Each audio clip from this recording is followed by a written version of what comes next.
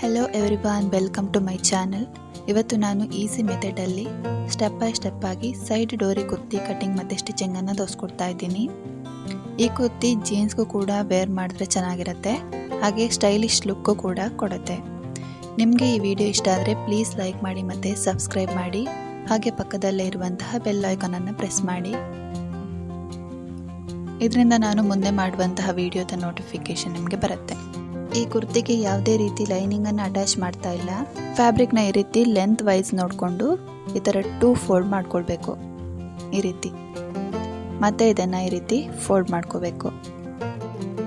ಈ ಟಾಪ್ದು hip size 36 inch, 36ದ 4th part 9 inch, 9 inch plus 2 inch stitching margin, total 11 ಇಂಚಿಗೆ ನಾನು ಈ ರೀತಿ ಫೋಲ್ಡ್ ಮಾಡಿಕೊಂಡು ಎಕ್ಸ್ಟ್ರಾ ಫ್ಯಾಬ್ರಿಕ್ನ ಕಟ್ ಮಾಡಿಕೊಂಡೆ.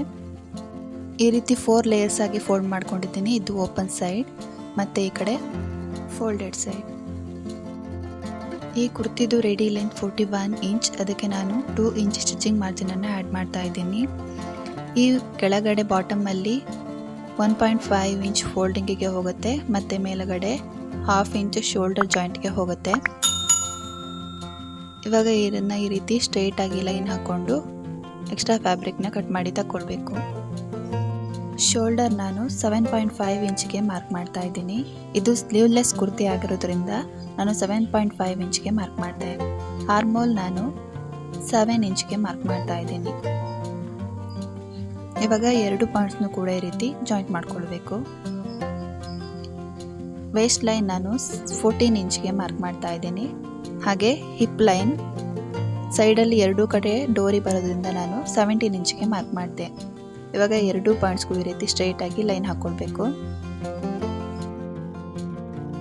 ಈ ಕುರ್ತಿದು ಚೆಸ್ಟ್ ರೌಂಡ್ 34 ಇಂಚ್, 34ದ 4th part 8.5 inch plus 2 inch stitching ಮಾರ್ಜಿನನ್ನು ಆ್ಯಡ್ ಮಾಡ್ಕೋಬೇಕು. ಟೋಟಲ್ ನಾನು 10.5 ಇಂಚಿಗೆ ಮಾರ್ಕ್ ಮಾಡಿದೆ. ವೇಸ್ಟ್ ರೌಂಡ್ 28 ಇಂಚ್, 28ದ 4th part 7 inch, 7 inch plus 2 inch stitching margin, total 9 ಇಂಚಿಗೆ ಮಾರ್ಕ್ ಮಾಡಿದೆ. ಹಿಪ್ ಕೂಡ ಹಾಗೆ, ಹಿಪ್ ಸೈಜ್ 36 ಇಂಚ್, 36ದ 4th part 9 inch, 9 inch plus 1.5 stitching ಮಾರ್ಜಿನನ್ನು ಆ್ಯಡ್ ಮಾಡಿದೆ. ಟೋಟಲ್ ನಾನು 10.5 ಇಂಚಿಗೆ ಮಾರ್ಕ್ ಮಾಡ್ತಾ ಇದ್ದೀನಿ. ಅದೇ 10.5 ಇಂಚನ್ನ ಈ ರೀತಿ ಕೆಳಗಡೆ ಈ ರೀತಿ ಮಾರ್ಕ್ ಮಾಡಿಕೊಂಡು ಸ್ಟ್ರೇಟಾಗಿ ಲೈನ್ ಹಾಕ್ಕೊಳ್ಬೇಕು. ಇವಾಗ ಎಲ್ಲ ಪಾಯಿಂಟ್ಸ್ನು ಕೂಡ ಈ ರೀತಿ ಜಾಯಿಂಟ್ ಮಾಡಿಕೊಂಡು ಕೆಳಗಡೆ ಸ್ಟ್ರೇಟಾಗಿ ಲೈನ್ ಹಾಕ್ಕೊಳ್ಬೇಕು.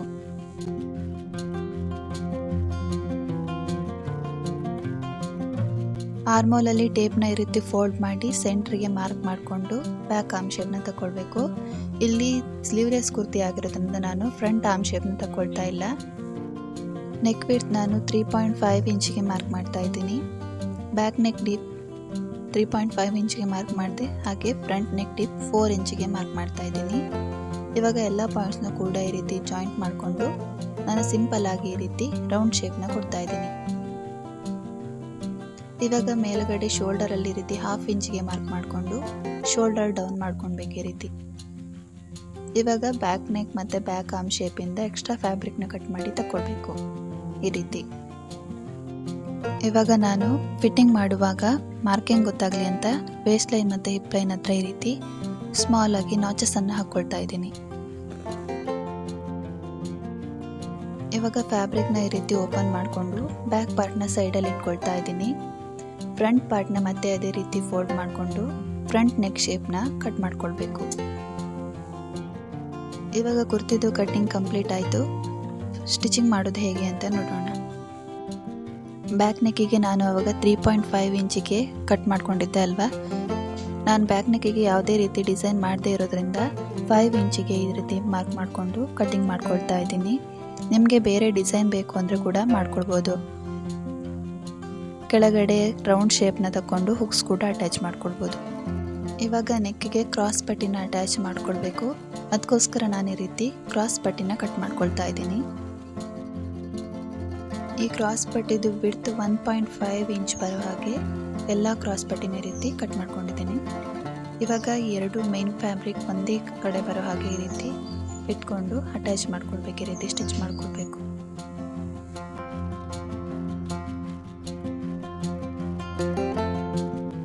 ಈ ರೀತಿ ಸ್ಟ್ರೈಟ್ ಆಗಿ ಬರಬೇಕು. ಇದೇ ರೀತಿ ಎಲ್ಲ ಪೀಸಸ್ನು ಕೂಡ ಜಾಯಿಂಟ್ ಮಾಡ್ಕೊಳ್ಬೇಕು ಈ ರೀತಿ.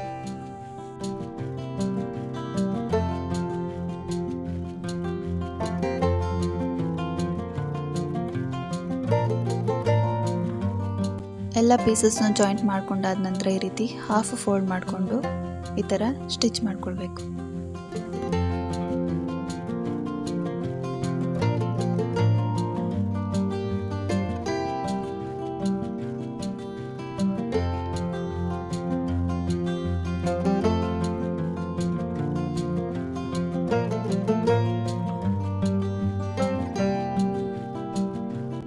ಇವಾಗ ಫೋಲ್ಡ್ ಮಾಡಿ ಸ್ಟಿಚ್ ಮಾಡಿರುವಂತಹ ಕ್ರಾಸ್ ಪಟ್ಟಿನ ಈ ರೀತಿ ನೆಕ್ ಪಾರ್ಟ್ ಮೇಲೆ ಇಟ್ಕೊಂಡು 1/4 ಇಂಚ್ ಅಥವಾ 1/2 ಇಂಚಿಗೆ ಈ ಥರ ಸ್ಟಿಚ್ ಹಾಕ್ಕೊಳ್ಬೇಕು.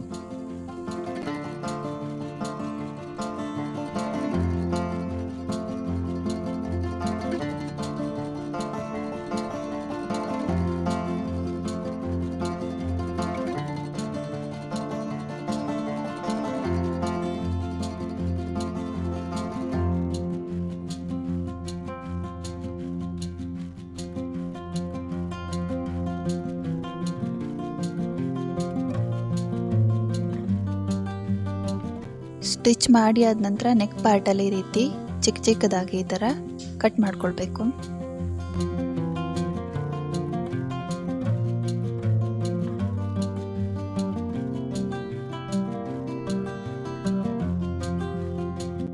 ನೆಕ್ ಪಾರ್ಟಲ್ಲಿ ಚಿಕ್ಕ ಚಿಕ್ಕದಾಗಿ ಕಟ್ ಮಾಡಿದ ನಂತರ ಪಟ್ಟಿನ ಈ ರೀತಿ ಆಪೋಸಿಟ್ ಆಗಿ ಫೋಲ್ಡ್ ಮಾಡಿಕೊಂಡು ಸ್ಟಿಚ್ ಹಾಕ್ಕೊಳ್ಬೇಕು ಮೇಲ್ಗಡೆ.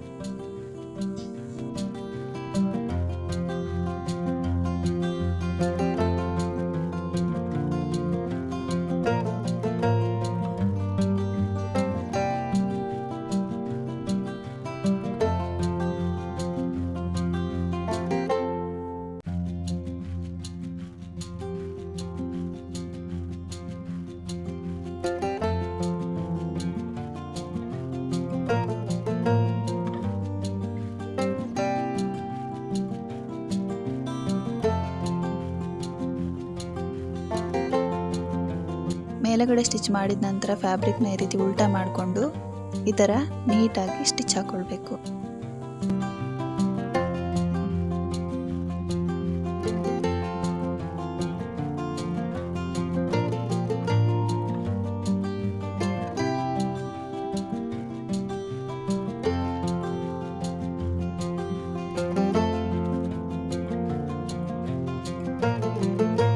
ಇವಾಗ ಫ್ರಂಟ್ ನೆಕ್ ಪಟ್ಟಿ ಸ್ಟಿಚಿಂಗ್ ಕಂಪ್ಲೀಟ್ ಆಗಿದೆ.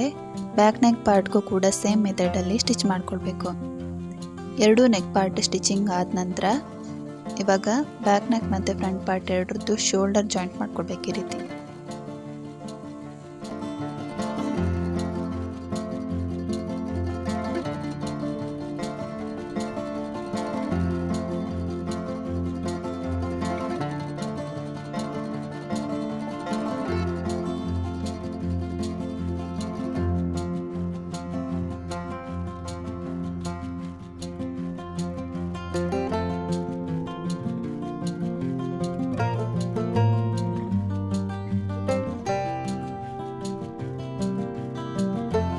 ಇವಾಗ ಎರಡೂ ಶೋಲ್ಡರ್ ಪಾರ್ಟ್ನೂ ಕೂಡ ಈ ರೀತಿ ಜಾಯಿಂಟ್ ಮಾಡ್ಕೊಂಡಾಗಿದೆ.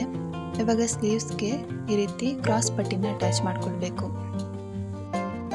ನೆಕ್ ಪಟ್ಟಿ ಸ್ಟಿಚ್ ಮಾಡಿದ್ವಲ್ಲ, ಸೇಮ್ ಅದೇ ಮೆಥಡಲ್ಲಿ ಸ್ಟಿಚ್ ಮಾಡ್ಕೊಂಡ್ರೆ ಆಯಿತು.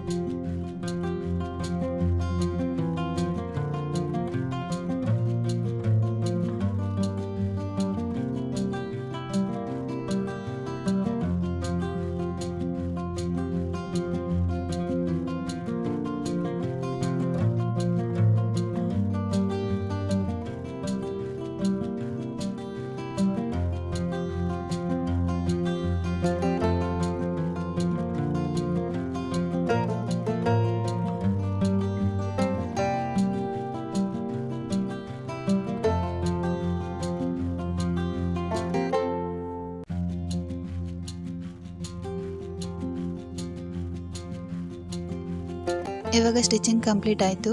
ಇದೇ ಮೆಥಡಲ್ಲಿ ಇನ್ನೊಂದು ಸ್ಲೀವ್ಸ್ಗೂ ಕೂಡ ಸ್ಟಿಚ್ ಮಾಡಿಕೊಳ್ಬೇಕು. 2 ಸ್ಲೀವ್ಸ್ ಪಟ್ಟಿ ಸ್ಟಿಚ್ ಮಾಡಿದ ನಂತರ 2 ಕಡೆ ಈ ಥರ ಫಿಟ್ಟಿಂಗ್ ಮಾರ್ಜಿನ್ ಮೇಲೆ ಮಾರ್ಕ್ ಮಾಡಿಕೊಂಡು ಸ್ಟಿಚ್ ಹಾಕ್ಕೊಳ್ಬೇಕು.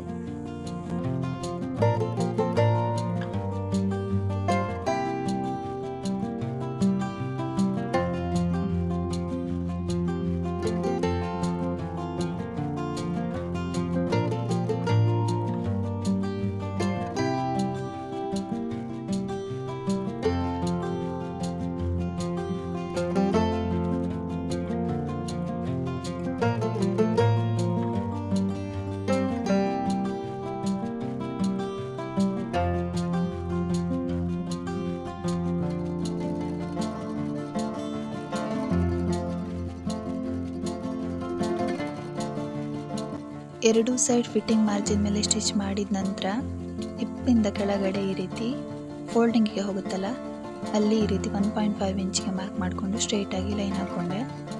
ಇವಾಗ ಸ್ಟಿಚಿಂಗ್ ಪಾಯಿಂಟಿಂದ ಈ ರೀತಿ ಕೆಳಗಡೆ 1.5 ಇಂಚಿಗೆ ಮಾರ್ಕ್ ಮಾಡ್ಕೊಳ್ತಾ ಹೋಗಬೇಕು. ಈ ರೀತಿ 1.5 ಇಂಚಿಗೆ 4 ಡಾಟನ್ನು ಇಟ್ಕೊಳ್ಬೇಕು. ಈ ರೀತಿ ಡೋರಿ ಅಟ್ಯಾಚ್ ಮಾಡ್ಕೊಳ್ಳೋದಕ್ಕೋಸ್ಕರ ಈ ರೀತಿ ಮೇಲುಗಡೆಯಿಂದ 1.5 ಇಂಚಿಗೆ ಈ ರೀತಿ 4 ಡಾಟ್ಸನ್ನು ಹಾಕ್ಕೊಂಡಿದ್ದೀನಿ. ಇವಾಗ ಆ ಕಡೆ ಪೀಸ್ನ ಈ ರೀತಿ ಇಟ್ಕೊಂಡು ಕೈಯಲ್ಲಿ ಪ್ರೆಸ್ ಮಾಡ್ಕೊಳ್ಬೇಕು. ಈ ರೀತಿ ಇವಾಗ ಆ ಕಡೆ ಅಚ್ಚು ಬಿದ್ದಿರುತ್ತೆ ಅಲ್ವಾ, ಅದನ್ನು ಈ ರೀತಿ ಪ್ರೆಸ್ ಮಾಡ್ಕೊಳ್ಬೇಕು. ಈ ರೀತಿ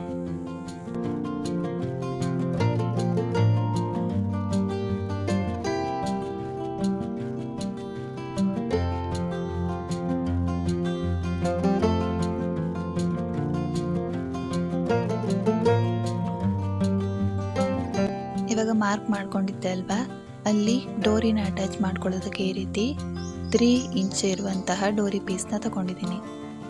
ಇದನ್ನು ಈ ರೀತಿ ಫೋಲ್ಡ್ ಮಾಡಿಕೊಂಡು ಈ ಥರ ಸ್ಟಿಚ್ ಮಾಡ್ಕೊಳ್ಬೇಕು.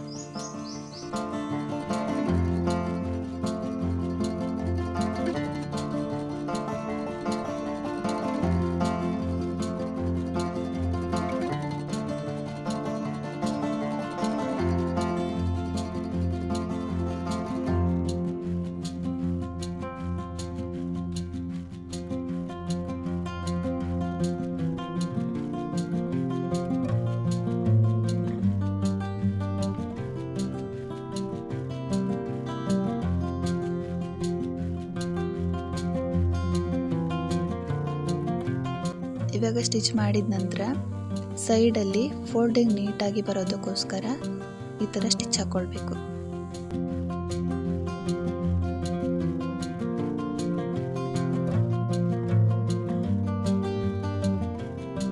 ಇವಾಗ ಎಲ್ಲ ಡೋರಿ ಪೀಸಸ್ನು ಈ ರೀತಿ ಸ್ಟಿಚ್ ಮಾಡ್ಕೊಂಡಿದ್ದೀನಿ. ಇವಾಗ ಕೆಳಗಡೆಯಿಂದ ಸೈಡಲ್ಲಿ ಈ ರೀತಿ ಫೋಲ್ಡ್ ಮಾಡಿ ಸ್ಟಿಚ್ ಮಾಡ್ಕೊಳ್ಬೇಕು. ಅದಕ್ಕೋಸ್ಕರ ನಾನು ಈ ರೀತಿ 1.5 ಇಂಚಿಗೆ ಮಾರ್ಕ್ ಮಾಡ್ಕೊಳ್ತಾ ಇದ್ದೀನಿ.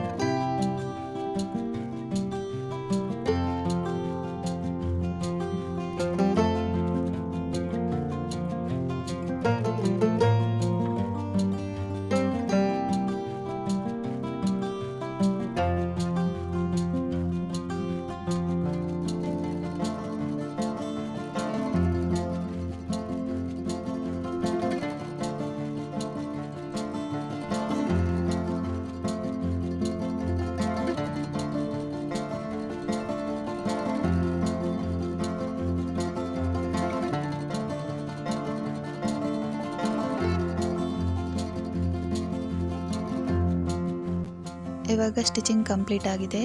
ಇದಕ್ಕೆ ಡೋರಿನ ಅಟ್ಯಾಚ್ ಮಾಡ್ಕೊಳ್ಬೇಕು. ಇಲ್ಲಿ ನಾನು 42 ಇಂಚ್ದ ಡೋರಿನ ತಗೊಂಡಿದ್ದೀನಿ.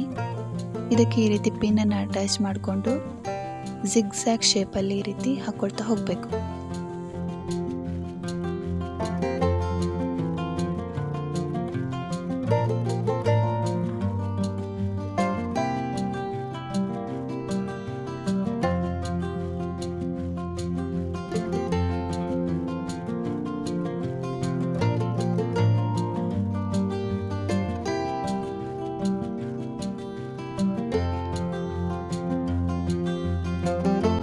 ಈ ರೀತಿ ಡೋರಿನ ಅಟ್ಯಾಚ್ ಮಾಡಿದ ನಂತರ ಇದಕ್ಕೆ ಲಟ್ಕನ್ ಸ್ಟಿಚ್ ಮಾಡ್ಕೊಳ್ಬೇಕು. ಅದಕ್ಕೆ ನಾನು ಈ ರೀತಿ ಲೆಂತ್ 4 ಇಂಚ್ ಮತ್ತು ವಿಡ್ತ್ 4 ಇಂಚ್ ಇರುವಂತಹ ಪೀಸಸ್ನ ತಗೊಂಡಿದ್ದೀನಿ. ಇದನ್ನು ಈ ರೀತಿ ಫೋಲ್ಡ್ ಮಾಡಿಕೊಂಡು ಈ ಥರ ಇಟ್ಕೊಂಡು ಸ್ಟಿಚ್ ಹಾಕ್ಕೊಳ್ಬೇಕು. ಇದೇ ಮೆಥಡಲ್ಲಿ ಎಲ್ಲ ಲಟ್ಕನ್ಸ್ನೂ ಕೂಡ ಸ್ಟಿಚ್ ಮಾಡ್ಕೊಳ್ಬೇಕು.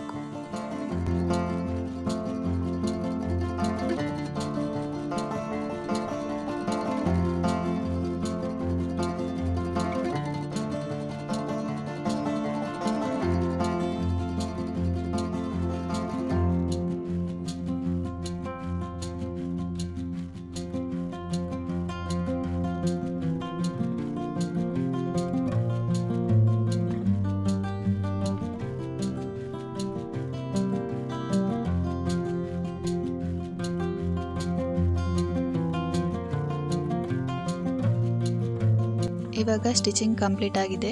ಇದೇ ಮೆಥಡಲ್ಲಿ ಆ ಕಡೆ ಸೈಡ್ಗೂ ಕೂಡ ಸ್ಟಿಚ್ ಮಾಡ್ಕೊಳ್ಬೇಕು. Thank you for watching.